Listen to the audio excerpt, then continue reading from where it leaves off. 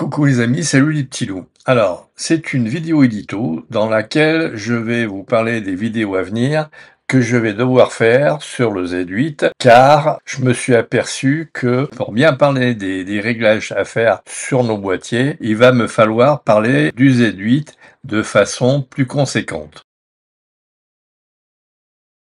À la fin de cette vidéo, je vous mettrai un tableau comparatif entre les formats du Z6 III et du Z8. Lors de mes recherches en matière de réglage, j'ai visité, disons, quelques sites, dont ceux de DxO et de Nikon France, plus les sites de quelques youtubeurs sérieux, ce qui m'a permis de voir qu'il fallait absolument faire les mises à jour des firmware, notamment à minima ceux du Z8, à savoir le Versus 2.0, 3.0, et tant qu'à faire 3.1. Et sur le fait que sur le site de DxO, on voit que les bases ISO ne sont pas forcément le top. C'est en faisant sans cesse des recherches que j'arrive à trouver des idées pour mes vidéos, pour vous partager les infos que je trouve. Les prochaines seront sur les bases sensibilité et les réglages à faire de base. Je souhaitais faire 2-3 vidéos sur le Z8. Je pense que le Z8 mérite que l'on s'attarde un peu sur le sujet. Quand je vous ai parlé dans la vidéo DS650 ce que l'on pouvait faire avec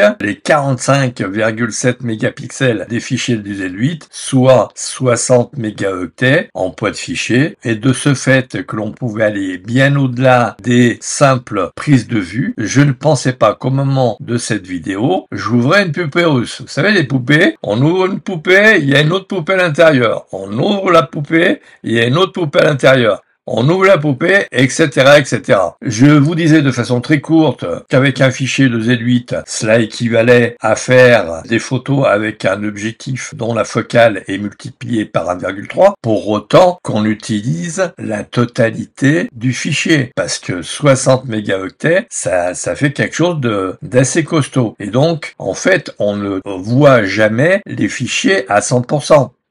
Par exemple, un fichier de Z8 à 100% vous donnera la qualité d'un fichier de Z6 III à 100% avec 40 cm de plus. Donc, ce qui fait que 40 cm de plus, si on agrandit à l'échelle du Z6 III, on a un fichier qui est plus large, forcément. Et de ce simple fait, on n'a jamais parlé que les 40 cm CF la vidéo DS650, donc les 40 cm de plus du fichier du Z8 vous permettent des grossissements d'aller bien au-delà d'un fichier de Z6 III par exemple. Comme on ne regarde jamais les fichiers à 100% sur un écran mettons de 50 pouces, on a des télés, mais on n'a pas d'écran d'ordinateur qui fasse 50 pouces, sauf certains youtubeurs qui se payent le luxe d'avoir des écrans géants. Mais pour la majorité des photographes, on a des écrans de 24 pouces, 30 pouces, mais pas 50. Donc, ce qui fait qu'on n'agrandit jamais à 100% du fichier maximum. Donc, je vous donne des dimensions comme ça pour que vous puissiez faire une approximation de ce que vous pouvez tirer. Sous la vidéo, je vous mets un lien concernant le calcul des pixels en centimètres pour vous donner un ordre d'idée. Par exemple, du style, un fichier de Z8 à 100%,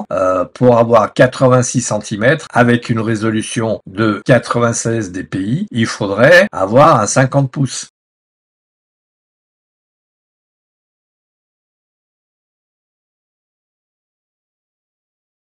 Sur ce les amis, écoutez, je vais vous laisser parce que je ne veux pas être plus long puisque j'ai plein de vidéos à faire encore sur le sujet du Z8. Je vous dis à très vite dans une prochaine vidéo. Comme d'habitude, vous likez, vous partagez les infos, vous faites du bruit autour de mes vidéos et puis à très vite dans une prochaine vidéo.